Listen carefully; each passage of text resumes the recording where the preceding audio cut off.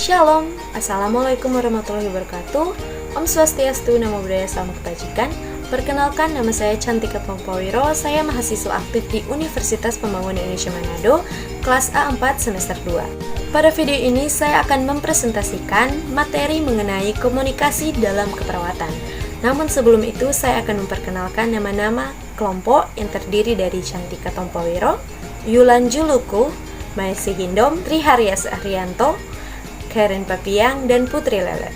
Dengan materi pembahasan yaitu teknik komunikasi, komunikasi terapeutik dalam proses keperawatan, komunikasi memegang peran penting dalam perawat, dan kategori intervensi keperawatan.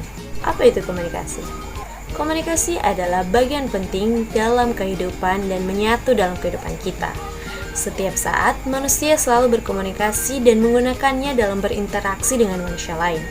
Kata-kata yang diucapkan seseorang adalah komunikasi, diamnya seseorang adalah komunikasi, tertawanya seseorang adalah komunikasi, dan menangisnya seseorang adalah komunikasi. Dengan berkomunikasi, kehidupan kita akan interaktif dan menjadi lebih dinamis. Teknik-teknik komunikasi terapeutik yang pertama adalah mendengarkan dengan penuh perhatian atau listening. Mendengarkan dengan penuh perhatian merupakan upaya untuk dimengerti seluruh pesan verbal atau non-verbal yang sedang dikomunikasikan. Dapat ditujukan dengan cara pandang klien ketika sedang berbicara, perhatikan kontak mata yang memancarkan keinginan untuk mendengarkan, hindarkan gerakan yang tidak perlu, anggukan kepala jika klien membicarakan hal penting atau memerlukan umpan balik, dan condongkan tubuh ke arah lawan bicara. Teknik selanjutnya adalah menunjukkan penerimaan atau accepting. Menerima tidak berarti menyetujui, menerima berarti bersedia untuk mendengarkan orang lain tanpa menunjukkan keraguan atau tidak setuju. Tentu saja sebagai perawat, kita tidak harus menerima semua perilaku klien. Sikap perawat yang harus ditunjukkan adalah menerima dapat diidentifikasi seperti mendengarkan tanpa memutuskan pembicaraan, memberikan umpan balik verbal yang menetapkan pengertian, memastikan bahwa isyarat nonverbal cocok dengan komunikasi verbal, menghindari untuk perdebatan, menghindarkan mengekspresikan keraguan atau menghindari untuk mengubah pikiran klien, serta perawat dapat menggunakan kepalanya atau berkata ya atau saya mengerti yang Bapak Ibu inginkan. Perkenalkan, nama saya Maesi Hindom di Teknik Komunikasi Terapeutik. Yang pertama, menayangkan pertanyaan yang berkaitan. Tujuan perawat bertanya adalah untuk mendapatkan informasi yang spesifik mengenai klien. Paling baik jika pertanyaan dikaitkan dengan topik yang dibicarakan dan digunakan kata-kata dalam konteks sosial budaya klien. Yang kedua, mengulang. Maksud mengulang adalah teknik mengulang kembali ucapan klien dengan bahasa perawat. Yang ketiga, klasifikasi. Teknik ini dilakukan jika perawat ingin memperjelaskan maksud ungkapan klien. Teknik ini digunakan jika perawat tidak mengerti, tidak jelas, atau tidak mendengar apa yang dibicarakan klien. Yang keempat, memfokuskan. Metode ini dilakukan dengan tujuan membatasi bahasa pembicaraan sehingga lebih spesifik dan dimengerti. Perawat tidak harusnya memutuskan pembicaraan klien ketika menyampaikan masalah yang penting, kecuali jika pembicaraan berlanjut tanpa informasi yang baru. Yang kelima, merefleksikan. Perawat perlu memberikan umpan balik kepada klien dengan menyatakan hasil pengamatannya sehingga dapat diketahui apakah pesan diterima dengan benar. Perawat mengurangi kesan yang ditimbulkan oleh syarat nonverbal klien. Yang keenam, memberi informasi. Memberi informasi merupakan teknik yang digunakan dalam rangka menyampaikan informasi penting melalui pendidikan kesehatan. Apabila ada informasi yang ditutupi oleh dokter, perawat perlu mengklasifikasi alasannya. Diam-diam memberikan kesempatan kepada perawat dan klien untuk mengorganisasi pikirannya. Penggunaan metode diam memerlukan keterampilan dan ketetapan waktu. Yang kedelapan, identifikasi teman. Identifikasi teman adalah menyimpulkan ide pokok atau utama yang telah dikomunikasi secara singkat. Metode ini bermanfaat untuk membantu topik yang telah dibahas sebelum memerlukan pada pembicaraan berikutnya. Yang kesembilan, memberikan penghargaan. Menunjukkan perubahan yang terjadi pada klien adalah upaya untuk menghargai klien. Penghargaan tersebut jangan sampai menjadi beban bagi klien yang berakibat klien melakukan segala upaya untuk mendapatkan pujian. Yang ke-10, menawarkan diri. Klien mungkin belum siap untuk berkomunikasi secara verbal dengan orang lain atau klien tidak mampu untuk Perkenalkan, nama saya Tri Arya Saputra Haryanto, NIM 21142011135. Komunikasi terapeutik dalam proses keperawatan. 1. Komunikasi terapeutik pada tahap pengkajian. A. Anamnesa atau wawancara. Wawancara ini dilakukan untuk memperoleh data tentang riwayat penyakit klien, riwayat penyakit dahulu dan pengobatan yang telah dilakukan, keluhan utama, harapan-harapan, dan sebagainya. Dalam mewawancarai, perawat menggunakan teknik pertanyaan terbuka broad opening untuk menggali lebih banyak data tentang klien. Selanjutnya, perawat dapat menggunakan teknik-teknik komunikasi yang lain untuk mengklarifikasi, memberikan feedback, mengulang, memfokuskan, atau mengarahkan agar jawaban klien sesuai dengan tujuan wawancara. Pada saat wawancara atau selama proses pengkajian untuk mendapatkan data keperawatan klien, di samping teknik komunikasi tersebut di atas, perawat juga harus mempertahankan sikap terapeutik lain, yaitu mempertahankan kontak mata, mendekat dan membungkuk ke arah klien, serta mendengarkan jawaban klien dengan aktif. B. Pemeriksaan fisik. Komunikasi yang digunakan perawat pada saat perawat melakukan pengumpulan data melalui pemeriksaan fisik adalah dalam rangka meminta izin klien, memeriksa, memfokuskan pemeriksaan yang dilakukan sesuai dengan keluhan dan petunjuk yang diberikan klien. Perawat juga mengobservasi ekspresi wajah, misal menyeringai, kesakitan, menangis, pucat, dan lain-lain sebagai bentuk non-komunikasi non-verbal dan mencatatnya dalam status keperawatan klien.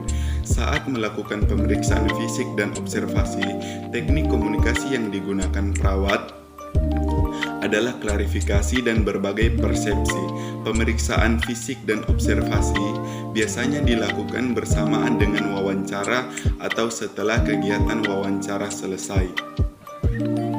Dengan demikian, strategi pelaksanaan atau SP komunikasi dapat menyatu dengan SP komunikasi saat wawancara.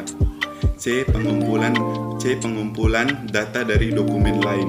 Perawat menggunakan catatan medik, lab, laboratorium, fotogen, dan lain-lain sebagai bentuk komunikasi tertulis dengan anggota tim kesehatan lain untuk melengkapi dan mengklarifikasi data yang diperoleh dari hasil pemeriksaan fisik dan observasi. 2. Komunikasi terapeutik tahap diagnosa keperawatan. Pada tahap proses keperawatan ini, komunikasi dilakukan untuk mengklarifikasi data dan melakukan analisis sebelum menentukan masalah keperawatan klien.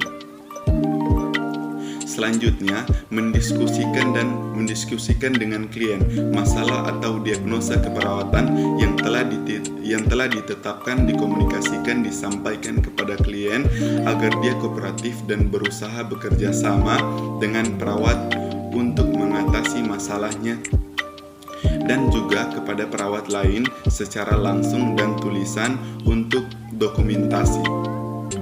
Teknik yang dilakukan pada tahap diagnosa keperawatan adalah teknik memberikan informasi, informing. Beberapa contoh diagnosa keperawatan terkait dengan gangguan nutrisi sebagai berikut.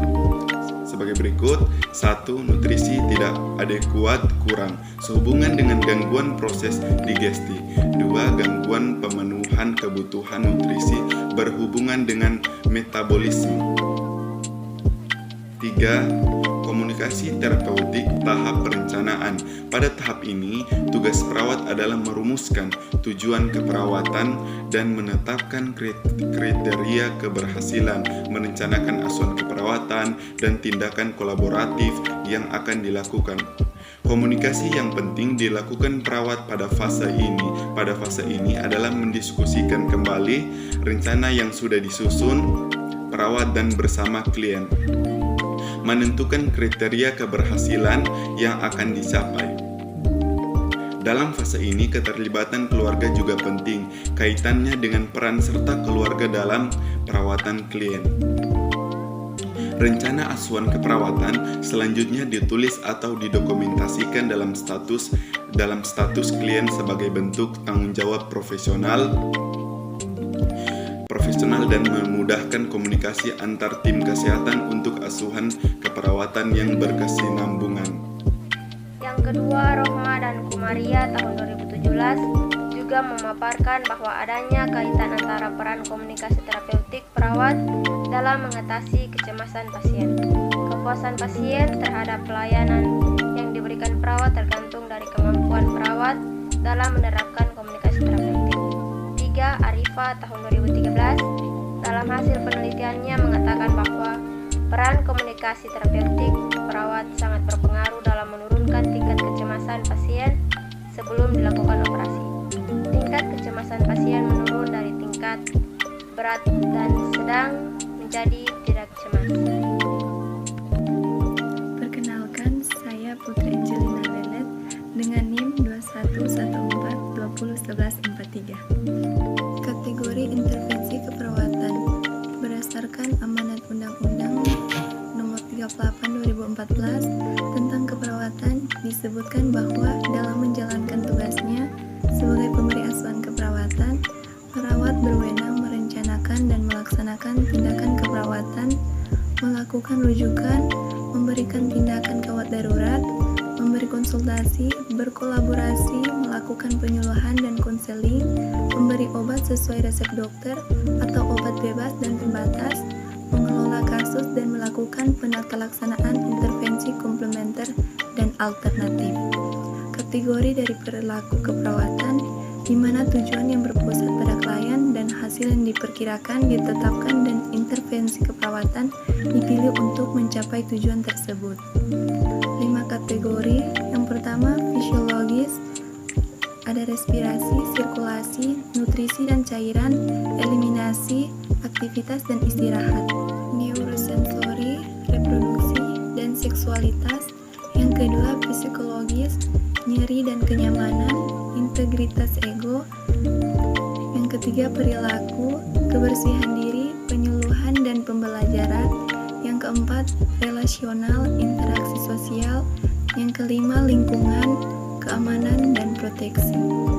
Menurut Deswani 2009, kategori intervensi terdiri dari 2. Yang pertama, intervensi keperawatan langsung, yaitu kegiatan yang dilakukan langsung berinteraksi dengan klien seperti membantu klien turun dari tempat tidur atau memberikan pendidikan kesehatan tentang diabetes mellitus. Yang kedua, intervensi keperawatan tidak langsung, yaitu kegiatan yang dilakukan tanpa langsung berhadapan dengan klien, misalnya memonitor hasil pemeriksaan laboratorium atau memindahkan klien dari satu ruangan ke ruangan lain. Selamat datang di Universitas Pembangunan Indonesia Manado yang terletak dekat dengan kawasan bisnis Bahu Mall Manado. Tempatnya di Kelurahan Bahu, lingkungan 3 Manado, sangat strategis di pusat kota Manado. Dibangun di atas lahan seluas 2,5 hektar, Universitas Pembangunan Indonesia Manado berdiri megah dengan ruangan 7 lantai, terdiri dari ruangan kelas, ruangan kantor, perpustakaan, laboratorium komputer, laboratorium keperawatan, pengadilan semu, dan laboratorium bahasa, kantin, serta rooftop di lantai atas. Universitas Pembangunan Indonesia Manado memiliki 6 fakultas dengan program studi, yaitu Fakultas Pertanian, Prodi Agribisnis, Fakultas Hukum, Prodi Hukum, Fakultas Teknik, Prodi Teknik Elektro dan Teknik Sipil, Fakultas Ilmu Sosial Ilmu Politik, Prodi Ilmu Politik, Fakultas Sastra, Prodi Sastra Inggris, Fakultas Keperawatan, Prodi Ilmu Keperawatan dan Profesi Nurse, Didukung oleh sumber daya manusia yang berkompeten dan tersertifikasi, Universitas Pembangunan Indonesia Manado memiliki dosen dan tenaga kependidikan dengan latar belakang S2 dan S3 lulusan dalam dan luar negeri. Proses belajar mengajar dilaksanakan dengan teknologi informasi merujuk perkembangan dunia modern saat ini, dilakukan dengan sistem e-learning dan sistem ujian online atau ULAIN. Hasil tracer student Universitas Pembangunan Indonesia Manado dan fakultas menyebutkan lulusan UNPI sudah tersebar di dalam dan luar negeri.